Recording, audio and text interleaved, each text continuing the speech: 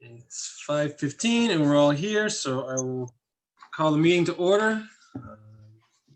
In accordance with the requirements of the open meeting law, please be advised that this meeting is being recorded and broadcast over a Lunenburg Public Access channel.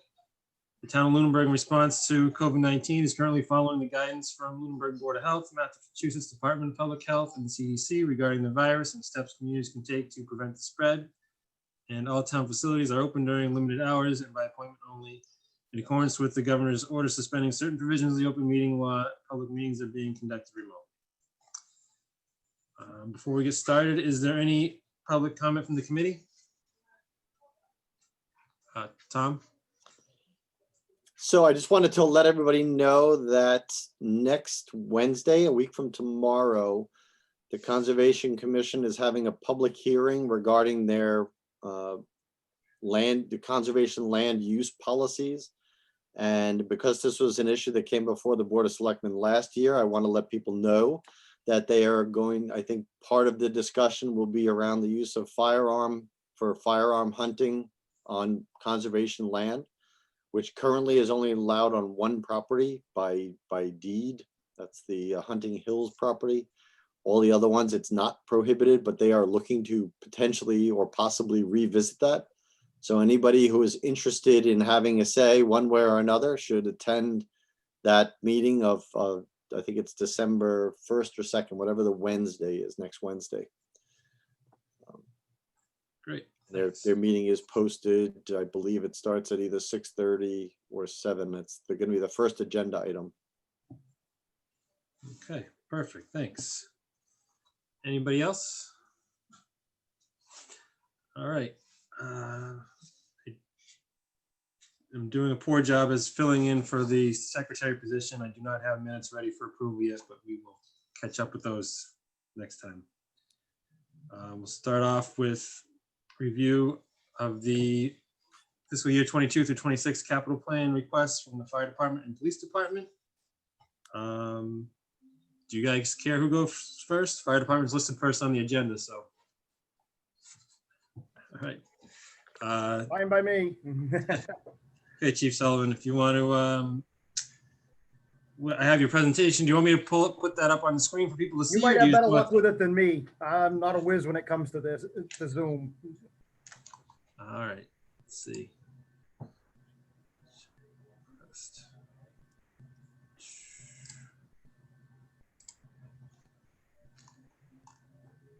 Okay. All the way down to the end of the presentation. All right, can everybody see that? Yes. I can see it. Okay, so just let me know when you want me to scroll down or. Sure.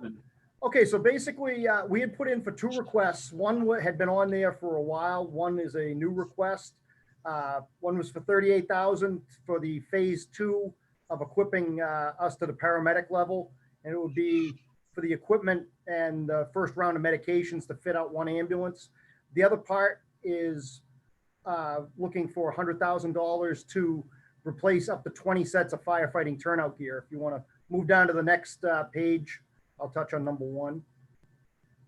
And again, this is mostly a second cardiac monitor defibrillator and the initial outlay of paramedic medications for the second ambulance.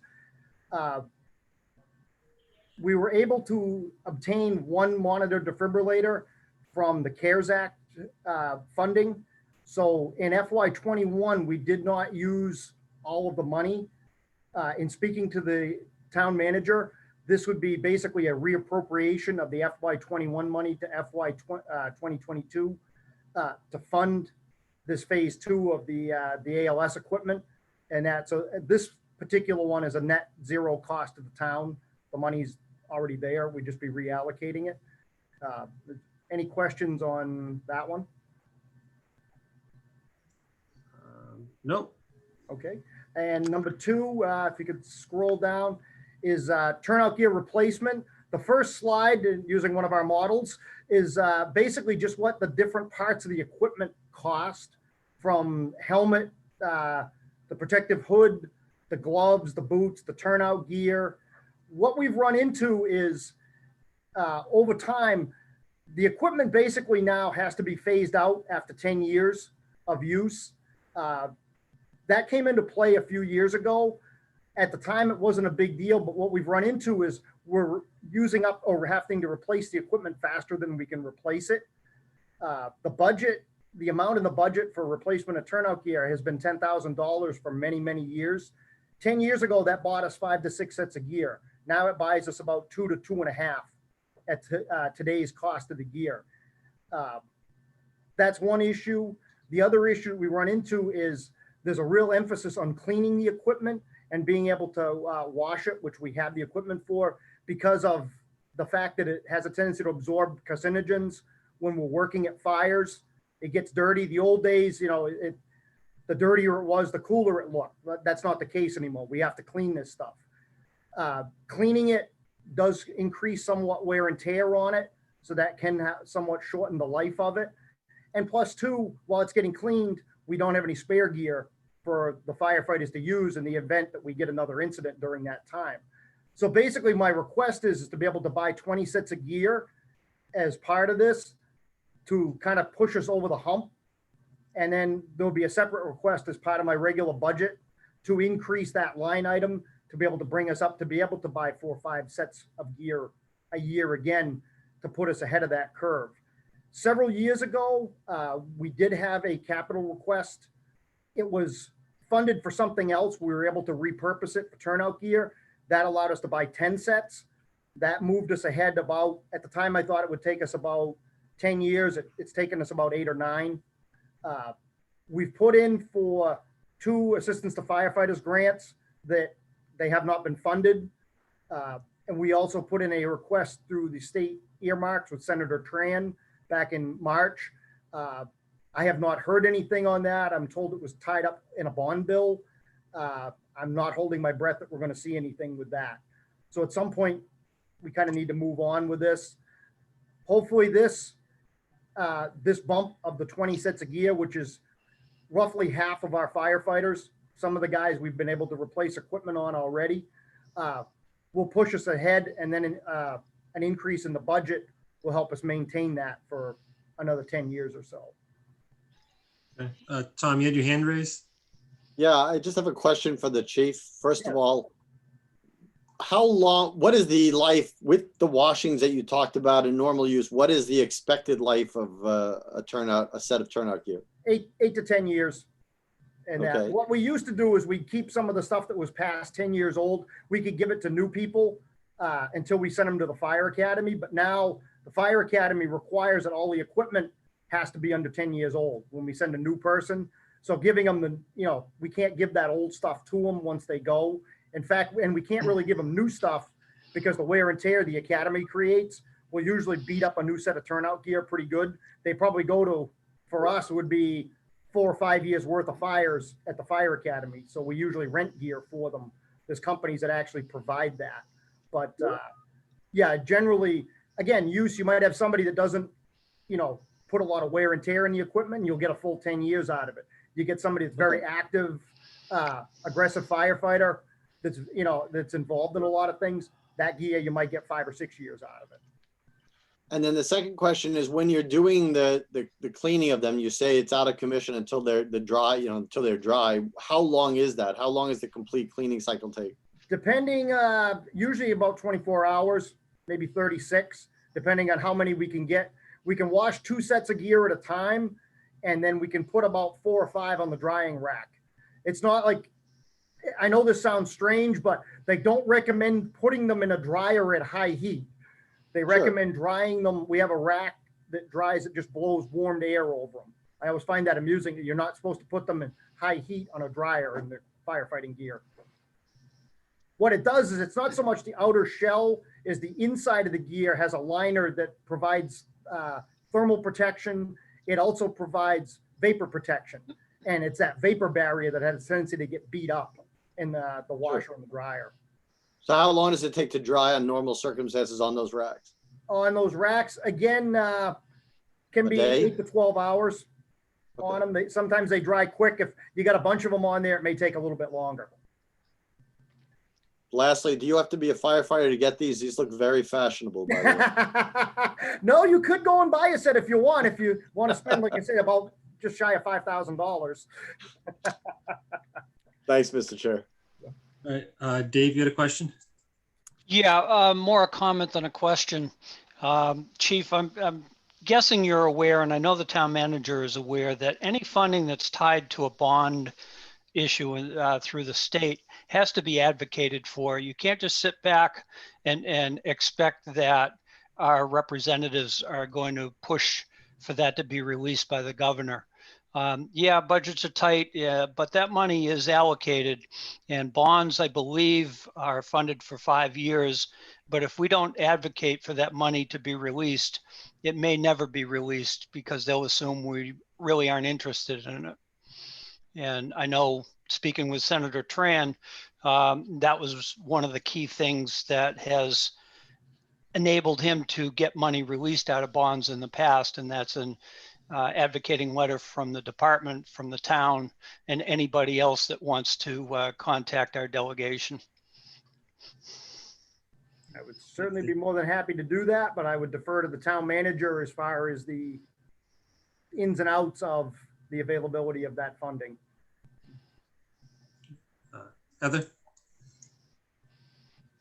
Yes, I have asked multiple times about the official process for advocating for bond bill money, and I've yet to receive a formal procedure. Okay. And I've also asked for other communities that have received money out of those same bond bills, and I have not received an answer. Right. Let me keep flipping through this, Chief. I think that was about it. I covered most of the stuff on the last page there, unless anybody else has any other questions. All right. Does anyone else have questions for the chief before we move on to police? Looks pretty straightforward, those requests. Okay. Thank you. Appreciate you putting together the package for us. Thank you. Thanks, Chief. All right. Chief Gamble, you're in the hot seat.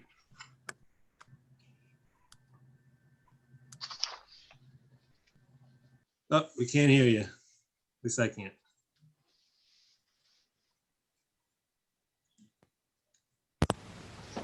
How about now?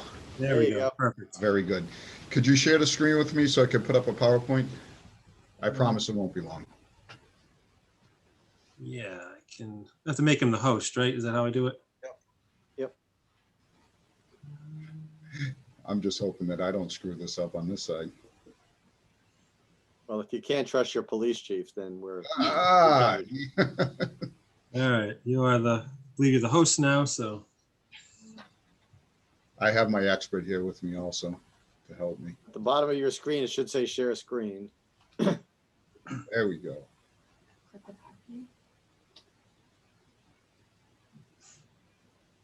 Can everybody see that? Beautiful. Yep.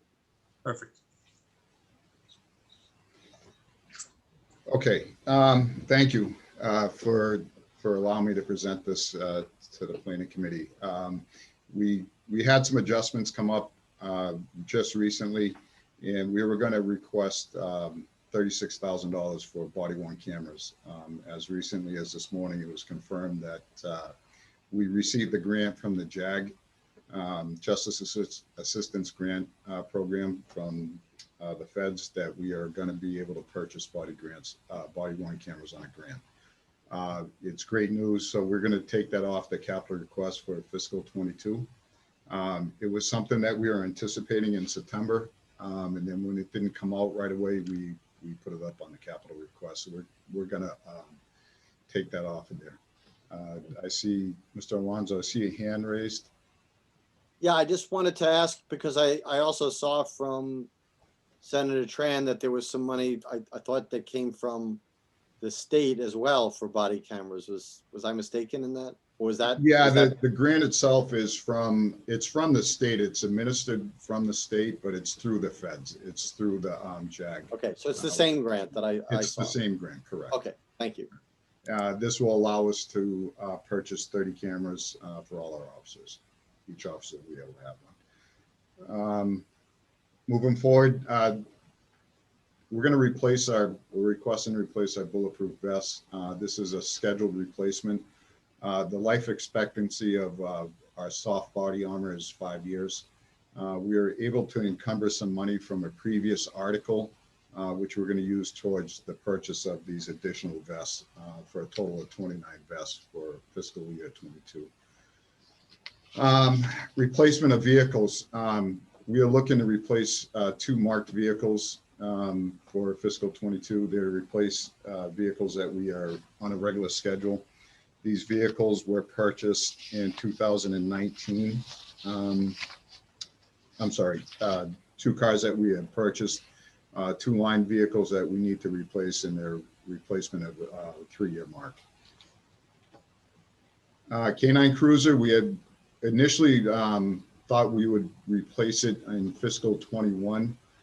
There was an opportunity to receive Green Communities money, so we switched it from replacing a regular line cruiser this year.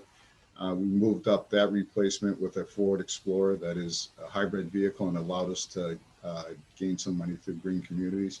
We put the cruiser on this year's capital request for fiscal 22. It's to replace the K9 car. Once we replace the K9 vehicle, that vehicle will be cycled down to allow for our comfort dog to have a vehicle and to handle it, to bring the comfort dog back and forth to schools. As we move along, fiscal 23, it's regular replacement schedule. The only thing that we have a question on is the federal mandate for the $50,000 in fiscal 23. We're not sure that's going to be mandated. That was something that was brought to our attention a few years ago. And with that, we don't have any information whether that's going to be mandated on the radio infrastructure or not. As far as I know, and I have heard, it is stuck in committee in Congress. And I am not sure at this point if that's going to move forward. So that's a question mark we have for fiscal 23 until that information is provided to us. The other information on that infrastructure is that there is possibilities for grants if that is a mandate from the feds. And we would be obviously looking to try to get some of those grants for that money. Fiscal 24, again, these are just regular replacement schedules for the vehicles that we have in our line right now. The one that is an unmarked vehicle, that's a detective vehicle that's over 10 years old and would be scheduled for definite replacement in fiscal 24. The other 2 vehicles are marked replacements for our regular line cruisers. In 25, again, it would be the same system as we are looking to replace vehicles on a regular schedule. The taser replacement, this is for tasers that were purchased in 2012. And part of that purchase was a donation, and the life expectancy of the tasers are from the original purchase, and they would be probably out-used by that time. Mr. Passios?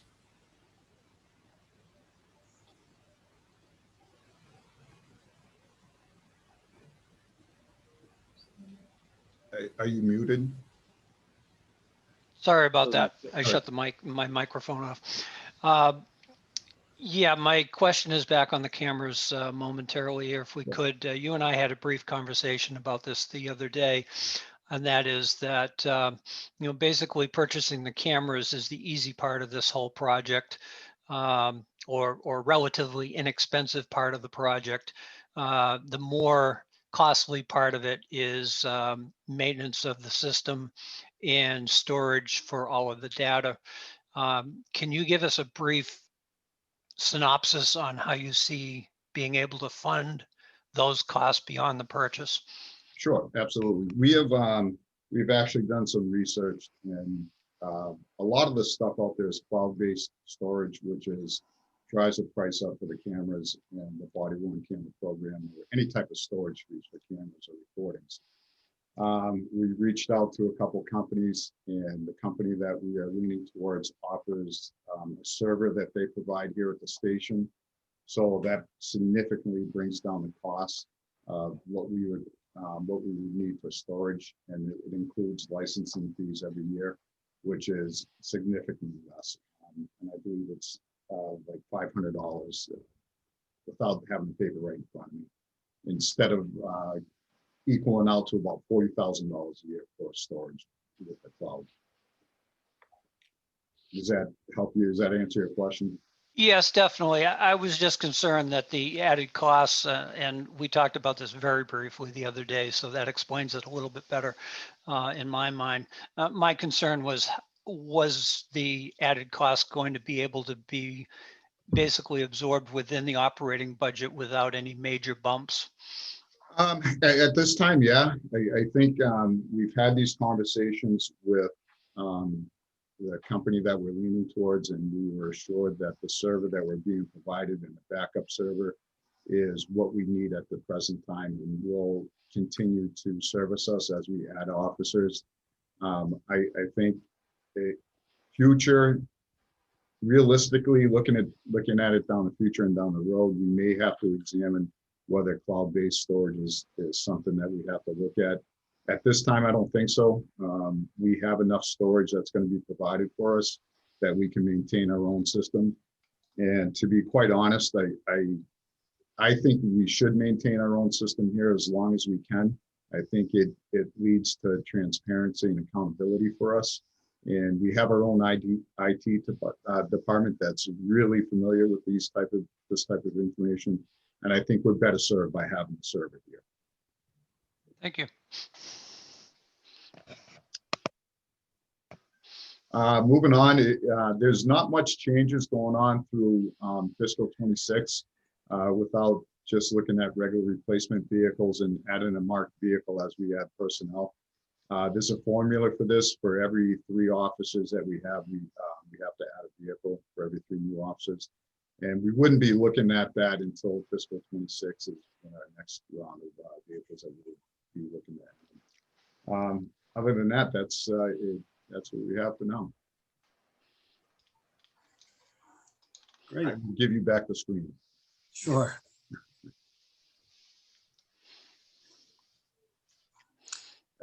Okay, thank you. Dave, do you have another question, or is that hand still Yeah, raised? I was just going to make a comment about the vehicle rotations and replacements. There's been a couple of people that have mentioned it, specifically one comment at a finance committee meeting, I believe, that I'm just wondering how the chief feels about considering, and this would take the town manager's agreement also, considering rolling vehicle replacement into the operating budget. It would require some major changes in the way we fund things. But there are a number of cities and towns, I believe, in Massachusetts that have done that. Instead of having to tie it to their capital plan, it's an automatic replacement of equipment within the operating budget of the department. Correct me if I'm wrong, but I believe because of the amount of money that you're spending for the item, it has to go through capital. If you're looking at the amount of money that's being spent, I don't think there's a choice that we would have to put it into an operating budget.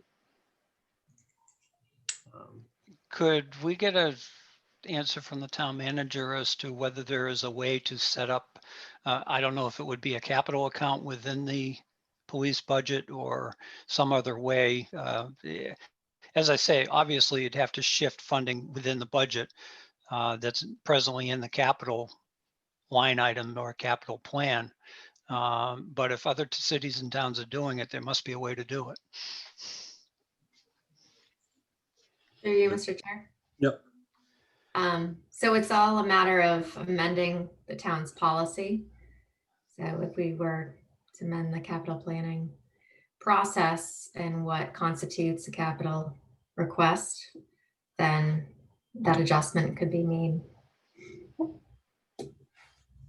I have no more input on my end from at this point. If I may, Mr. Chair? Yep. I mean, obviously, it's totally within our control as a town, and as the town manager just said, it really has to do with how we define what is a capital plan. Now, we talked about cost earlier in the year, about making changes to the basement threshold that would trigger a capital request. there are other things you could do. It would be an amendment of the policy, so. Yeah, but I mean, that, I don't think our policy means you can't put something in your regular operating budget. It just means those are the things that could get funding through capital planning. I would assume, like, just because of a dollar amount, I don't think it gets forced into there, does it?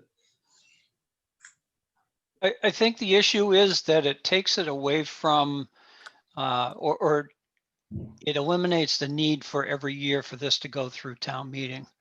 If there's a replacement calendar in place and it's funded within the operating budget, then yes, the overall budget for any fiscal year has to be approved, but the money is built into the department's budget. So I don't know, it just feels to me that it gives the chief a little more flexibility to work with his replacement of vehicles.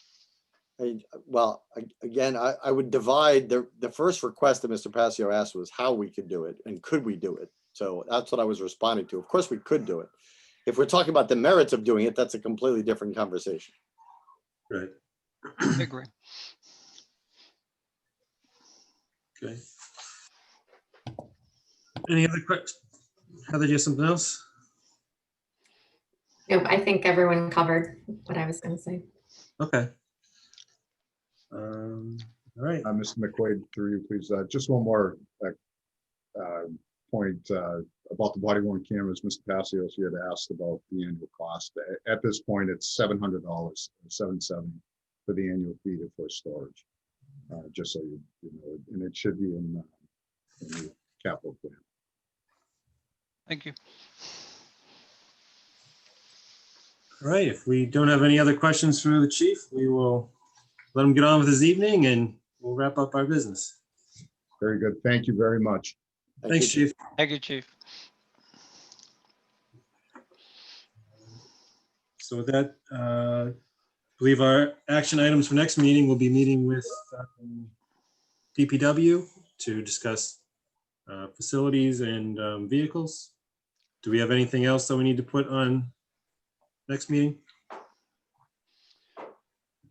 Damon, do you have a date yet that you're going to Finance Committee? I believe that's the first or second week of December. Is that correct?